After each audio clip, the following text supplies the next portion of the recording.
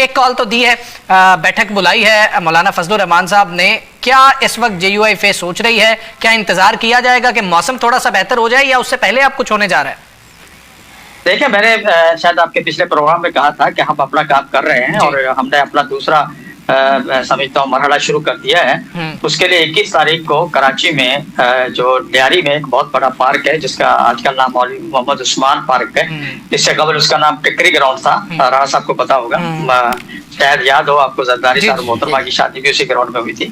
وہ ایک بہت بڑا گراؤنڈ ہے اور وہاں پر ہم ایک بہت بڑا پروگرام کرنے جا رہے ہیں اور مولانا فضل الرحمان صاحب اس سے خطاب کریں گے, اور جس میں ہمارے وہاں کے مقامی ساتھی, علماء کرام, جماعت کے لوگ اور عام آدمی اس میں شریک ہوگا.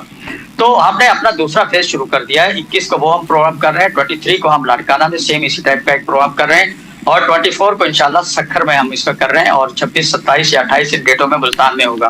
تو ہم نے تو اپنا سیکنڈ فیز شروع کر دیا ہے. اور اس پہ دوسرا ہم نے ایک میں چیز اور آپ تھوڑا سا اضافہ کر دوں کہ ہم نے جتنی بھی مذہبی جماعتیں ہیں, اور جو چاہے وہ سیاسی ہیں یا غیر سیاسی ہیں, چاہے جو مدارس کے جو وفاق ہیں, چاہے وہ تمام مسالک کے وفاق, ان سب کا ایک مشترکہ اجلاس بھی 22 کو کراچی میں بلا لیا گیا ہے, اور جس میں ہم بیٹھ کے جو قانون سازی اس وقت ہو رہی ہے, جسے ہم سمجھتے ہیں کہ یہ غیر شرعی اور غیر اسلامی قانون سازی مختلف شکلوں میں جو ہو رہی ہے, ان سب بلوں کا جائزہ لیا جائے گا, اور بلوں کو جائزہ لے کے تمام مذہبی جماعتوں کو ایک پلیٹ فارم پہ متحد کیا جائے گا, تاکہ اس تحریک کو, گورنمنٹ کو ایسے کام کرنے سے روکا جائے جو آئین کے بھی خلاف ہو, چونکہ آئین میں تو جب واضح طور پر لکھا ہوا ہے کہ کوئی چیز شریعت اور قانون کے خلاف نہیں ہوگی, تو اگر یہ آئین کے بھی خلاف جا رہے ہیں اور مذہب کے بھی خلاف جا رہے ہیں, ایسی قانون سازی کر رہے ہیں وہاں سے خیرات اور چندہ لینے کے لیے, تو ہم اس قانون سازی کے خلاف عوام کو اکٹھا کر رہے ہیں, عوام کو کھڑا کر رہے ہیں. انشاءاللہ آپ ہماری تحریک کا دوسرا رخ بھی آپ کے سامنے آ رہا ہے. اچھا غوری صاحب, یہ تو بتائیے کہ جو تحریک تحفظ آئین پاکستان کی کانفرنس ہے, کیا اس میں آپ لوگ شرکت کر رہے ہیں,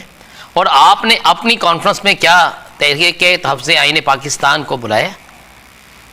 دیکھیے رانا صاحب, اس میں ایک بات تو یہ ہے کہ مجھے دعوت نامہ رات ہی ہمیں ملا ہے.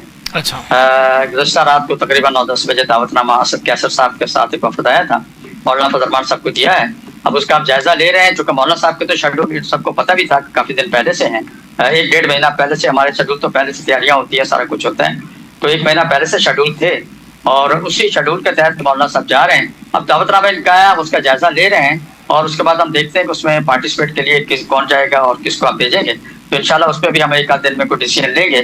کہاں تک رہ گیا, آپ نے کراچی کے بارے میں بات کی ہے, تو کراچی کی صورتحال تھوڑی ڈفرینٹ ہے, اس لیے کہ وہ صرف مذہبی جماعتیں اس میں ہم نے بلائی ہیں, اور مذہبی اور دینی جماعتیں, انہیں کو ہم نے بلایا ہے, اور انہیں کا ہم مشورہ کریں گے, ان سے مشاورت لیں گے. اس میں تھوڑا سا اضافہ کر دوں میں, کیا کوئی دوبارہ ملی یکجہتی کونسل یا کوئی اس ٹائپ کی دوبارہ اتحاد تو نہیں بنانے جا رہے ہیں؟ یہ بہرحال ایسی چیزوں پر جب اکٹھے ہوتے ہیں تو پھر یہ قدم آگے کی طرف بڑھتے ہیں, کہیں نہ کہیں جا کے رکتے ہیں, اور کچھ نہ کچھ بن جاتا ہے, ایم بھی بن جاتی ہے, اور چیزیں بھی بن جاتی ہیں, کچھ بھی ہو سکتا ہے. جب اس وقت آپ پر گھٹن کا ماحول پیدا کر دیا جائے, کہ آپ کے اوپر گھیرا تنگ کر دیا جائے, جب آپ کے مذہب کے اوپر بات آ جائے, تو پھر اس گھٹن کو توڑنا پڑتا ہے. ہمارا, میں نے پہلے بھی کہا کرتا ہوں, آج پھر آپ کے پروگرام میں کہتا ہوں کہ خان صاحب سے ہمارا کوئی ذاتی اختلاف یا ذاتی لڑائی نہیں تھی, ان کی پالیسیوں کے خلاف لڑائی تھی, اور یہی وہی چیزیں آج یہ نافذ کرنے جا رہے ہیں. تو پھر اس طرح کیسے ہو سکتا ہے کہ ہم یہ ان چیزوں پہ ہم خاموش رہیں گے؟ البتہ میں سمجھتا ہوں کہ PTI کے دوست اس پہ ذرا خاموش ہیں, خصوصاً یہ جو دین سے متصادم قانون سازی ہوئی ہے, ان کے میں ایجنڈا دیکھ رہا تھا, ان کا دعوت نامہ دیکھ رہا تھا, اس میں اس کا کوئی کہیں ذکر نہیں ہے. تو یہ وہ چیزیں کچھ ہیں جو ہمارے ان کے درمیان میں اختلافات کا وجہ ہیں, ان پہ ہم بہرحال غور و خوض کر رہے ہیں. انشاءاللہ اس پہ بھی 1 آدھ دن میں آپ کو سیدھے ہم خبر دیں گے. ثاقب صاحب.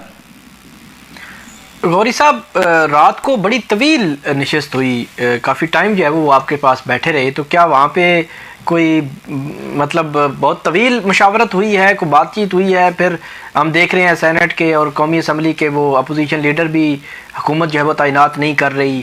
پھر جو اڈیالہ جیل کے باہر ہوتا ہے, پچھلی دفعہ میں نے آپ کی پریس ریلیز دیکھی تھی کہ آپ نے مذمت کی تھی کہ جس طرح جو ہے وہ ان کو واٹر کینن استعمال کیا گیا, تو کیا یہ ساری چیزیں ڈسکس ہوئی ہیں وہاں پہ, یا اس پہ کیا آپ کا کیا رد عمل ہے؟ پہلے بات تو یہ ہے کہ آپ بڑے باخبر صحافی ہیں, میرا خیال آپ کے علاوہ کسی نے مجھے یہ کوشچن نہیں کیا ہے, اور آپ کو اس حد تک پتہ ہے کہ بڑی لمبی ڈسکشن. سر الحمدللہ ثاقب بھائی جو ہیں وہ وقت سے پہلے خبر دیتے ہیں, یہ ہمارے لیے اعزاز کی بات ہے. تو ثاقب بھائی اس میں بہت سی چیزیں تھیں, اور اس میں سب سے بڑی بات تو ہم نے یہی ان کے سامنے رکھی کہ 26 آئینی ترمیم میں آپ ہمارے ساتھ تھے, آپ نے ایک کلاس پہ ہمارے ساتھ بیٹھ کے بات کی ہے, ہر چیز پہ آپ اور میں اکٹھے تھے, اور آخری وقت اس کمرے سے نکلتے ہوئے بھی آپ نے اور میں نے طے کیا تھا کہ آپ نے ووٹ دینا نہیں ہے اور میں نے ووٹ دینا ہے. ये भी आप दोनों ने तय किया था। और तय करके, चूंकि आपने वोट इसलिए नहीं देना था कि तरमीम के खिलाफ नहीं थे, आप इसलिए थे कि आपके अपने कायद को जेल में वो सहूलियत नहीं मिल रही जो उनको मिलनी चाहिए थी, इसलिए आपने उसका बाइकाट किया। इनकी तकरीरें भी मौजूद है, पार्लियामेंट हाउस के अंदर भी मौजूद है, मौलाना साहब के गेट पे भी मौजूद है, और गैर बैरिस्टर गौर साहब ने खुद ये फरमाया है। तो ये सारी चीजें थी। जब कल तक 26वीं तरमीम, उस वक्त हमारे साथ आपने 1 महीना और गालबन 1 हफ्ता हम लोगों ने बैठ के डिस्कस की है, एक एक क्लास डिस्कस की है, एक एक पॉइंट और फुल स्टॉप डिस्कस किया आपने। उसके बाद आज उसको मलबा हमारे ऊपर आप क्यों डाल रहे हैं, और इस एजेंडे में भी उसको आपने शामिल किया हुआ है। तो इसका मतलब ये है कि हम तो हुकूमत से ज्यादा गुनाहगार हो गए। आप हमारे साथ थे तो आज आपकी क्या पोजीशन है। तो इस तरह की बहुत सी चीजें कल डिस्कस हुई हैं और उनसे बात की है। इसमें भी हमने भी कुछ तहफ़्फ़ुज़ात हैं हमारे उनकी इस कौमी कॉन्फ्रेंस के हवाले से, तो हमने उनसे कहा है कि हमारे तहफ़्फ़ुज़ात दूर करें, तो इंशाल्लाह एक आध दिन में कोई अच्छा रिजल्ट आएगा आपके सामने। अच्छा गौरी साहब, सबसे ज्यादा वैसे गौरी साहब, कौमी तहफ़्फ़ुज़ के हवाले से क्या आपका इतराज़ है? ये बड़ी इंपॉर्टेंट बात आपने की है। तहरीक तहफ़्फ़ुज़ आईन पाकिस्तान पे आपका क्या इतराज़ है, कोई बताएं तो सही हमें।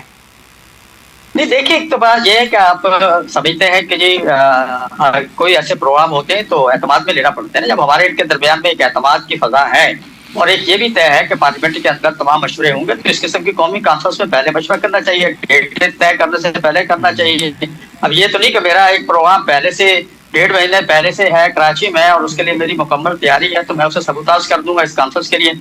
तो उसके बाद मैंने एक दूसरा प्रोग्राम रखा है 22 को। तो एक अगर आपने चाहते थे कि मिलके होना चाहिए, प्रोग्राम को अच्छा भरपूर होना चाहिए, तो इसको आप यकम के बाद भी रख सकते थे। 4-5 दिन 8 दिन से कौन सी क़यामत आ रही थी। तो ये बहुत सी चीजें ऐसी हैं जिसपे इख्तलाफात हैं। जैसे कि मैंने ये कहा भी 26वीं तरमीम है, इसके अलावा 27वीं तरमीम के साथ जो बिल पैसे पास किए गए हैं ट्रांसजेंडर के हवाले से या घरेलू हरासमेंट के हवाले से, बहुत सी ऐसी चीजें हैं जिसका इसमें कोई जिक्र नहीं है और इसमें कोई डिस्कस नहीं है, तो हमारे लिए तो प्रायोरिटी है।